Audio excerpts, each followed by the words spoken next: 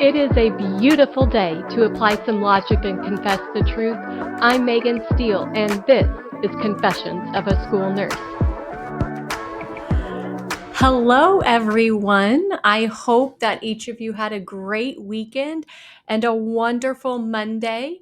This past weekend, I was so blessed to get to spend some time with some of my family. My dad's side of the family hosts a family reunion every year, and it's one of those, if you can come, great. If you can't, well, we'll see you again next year or whenever you can make it. And I always love getting to see this side, my dad's side of the family. They are truly good people. And it's just such a refreshing way to start August as we, are gearing up and get ready for the back to school. I think that I especially enjoy getting to visit my dad's side of the family because of my uncle. He reminds me so much of my grandfather that I last I guess it's probably been close to 10 years that we lost him. And he was just such a great man. He was a veteran of World War II. He owned his own businesses. He was a true servant to the community in which he lived. And really reflecting back on his life, I just hope that he can look down and be proud of me and the family that I've built. But I think that the reason my uncle reminds me so much of him is just the way that he gives you a hug. It's just so strong and gentle, and it just really made me think of my grandfather. And as I reflect during that time, it just really makes me just kind of stop and think, right? Like, I'm so tired of this transgendered movement. The Trump this, the Biden that, the protests, the school shootings, global warming, World Economic Forum, World Health Organization. It's just all of it. It just gets so overwhelming and annoying. And while I truly strongly believe that America is the best nation in the world and that God definitely had a hand in making it that way, it's so easy to get caught up in the news headlines and feel that you've lost your way. And when I think of the trials and the tribulations that my grandparents went through, I kind of really feel like that they did a good job of not looking at the world through the lens of the news headlines, but rather the lived headlines. And I guess what I mean by that is, who did they love? What did they do in their free time? Who was the time spent with? What did they do to be of service to others? What did they do to be the service of their communities? That's what defined them, right? It wasn't a news headline. I'm sure a lot of their time, obviously, it wasn't spent with phones in their hands and, their heads down and not even looking at everything going on around them. But I just realized that I probably have forgotten or perhaps been too busy to be making my own headlines. Um, and I think that that's kind of something that I want to change and that I want to strive for, is really just defining life by our lived headlines rather than our news headlines. And sometimes it may just be a really small headline, right? Like, I got out of bed today. And that headline could really read, "Triumphant Victory. Local resident achieves remarkable feat of getting out of the bed for today," right? It's about perspective. And right now, when chaos is all around, find peace in the moment. And your peace will increase when you stop debating with the uninformed and you stop reasoning with the unreasonable and you stop bantering with fools. Make this be your year that you draw the line in the sand and say no more. No matter the situation, stand for the truth, and your lived headlines will be amazing. I know that was a tad bit deep, but I spent 9 hours in a car this weekend with Minions and Sing 2 playing right behind my ear. So it was a little bit easy for my mind to kind of wander back and forth from thing to thing.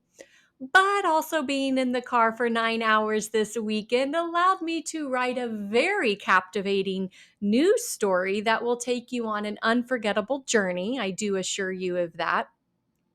I had a friend tell me when I told her that I was going to, kind of revamp Oh, the Places You'll Go by Dr. Seuss. And she's like, oh, that'll be easy. Just use Chat GPT. Well, let me just tell you something. ChatGPT doesn't like writing sarcastic stories on transgenderism, any kind of gender, or agenders, but it will write a story about white men. Just so you know about that, I'm very serious about this. If you don't know what Chat GPT is, it's an artificial intelligence tool, and it's used for pretty much anything. Like you can animate off of it, you can story write, you can do resume building. It's truly an incredible tool that can be used for a lot of good things, but there's a lot of concerning things about it too. And it has its limitations. And one of those is that when it comes to mentioning anything woke or writing against it, it will tell you it can't do it. So if you need something to do when you're in the bathroom, just pull out your phone.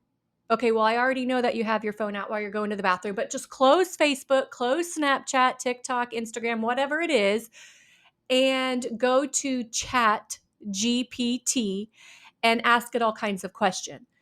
See what you get. It's crazy, and it's actually really remarkable of some of the stuff that it will bring up for you. But the one thing that I loved the most was, again, it doesn't like anything about wokeism or transgenderism, and it will pop up and tell you, as an AI language model, I'm committed to promoting respectful and inclusive content.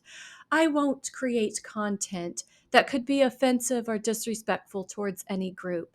If you have any other topic in mind for a poem or any question, feel free to ask, and I'd be more than happy to help.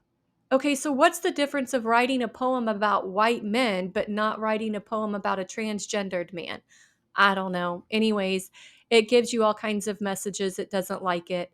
But see if you can find anything about wokeism, transgenderism, or even, the crazy conspiracy theory. Maybe you'll get some kind of weird AI saying. So, anyways, I couldn't use AI to help me write a book. And so I enlisted the assistance of two of my really, really, really good friends. And I have compiled their thoughts with my thoughts. And I've got a new little twist for you on Oh, the Places You'll Go by Dr. Seuss. I do hope you enjoy. So, without further ado, here is my book writing debut of Oh, the Transitions You'll Undergo by Dr. Steele. Congratulations! Today is the day you begin your transition to comply with their mission. No need to worry. Society will pay the toll, as no one will have a gender role. Why stick to old norms when you can switch at will? Today you're Jill, and tomorrow you're Phil. You have chromosomes in your DNA, but the X and Y don't matter, they say.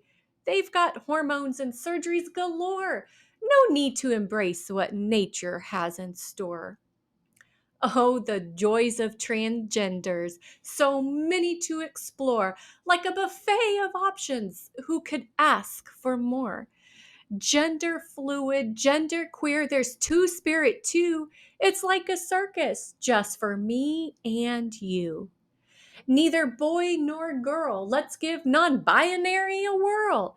Your parents may frown and they may think you're a clown. Or could it be you're just a dog in a fur gown? Hmm. No fear if you can't dunk, just tuck your junk. Going from last to first, some say it's unfair, but the new Title IX says the gold's all mine. He, she, they or them, this or that. The mystery be, to identify thee. Are you a dog or a cat or just a plain Pat? Tiger, calico, Persian you may be, or just a plain tabby I see. Do you need litter to go pee-pee? Meow, meow, purr, purr. Your teacher must concur. My teacher must concur. Oh, yes, your teacher is your chauffeur. No more reading, writing, or arithmetic. No more test is what to expect. Have you decided what you want to be? Maybe you would like to explore where no woman's gone before, and the first 4-star admiral you will be.